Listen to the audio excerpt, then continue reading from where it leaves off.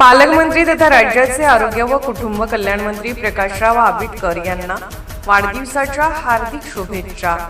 शुभेच्छुक माननीय सौ विद्याराणी युवराज पवार, लोकनियुक्त सरपंच, माझगाव, तालुका राधानगरी, जिल्हा कोल्हापूर।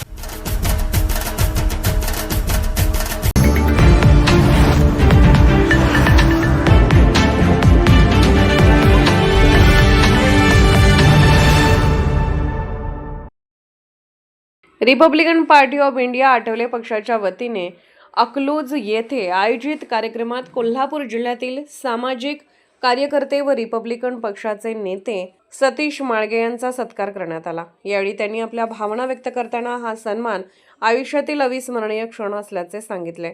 सतीश माळगे म्हणाले, मी आंबेडकरी चळवळीच्या विचारांशी बांधील राहून काम करत आहे।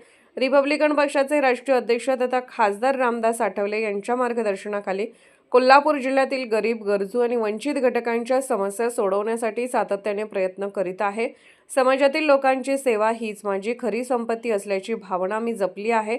यावेळी त्यांनी महाराष्ट्रातील आंबेडकरी चळवळीचे ज्येष्ठ नेते नंदकुमार केंगार यांच्यावरील कारवाईचा निषेध नोंदवला।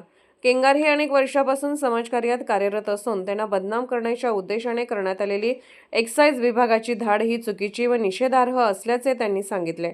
या प्रकरणाची चौकशी करून संबंधित अधिकाऱ्यांवर कारवाई करण्याची मागणी रिपब्लिकन पक्षाच्या वतीने करण्यात येणार असल्याचेही त्यांनी स्पष्ट केले।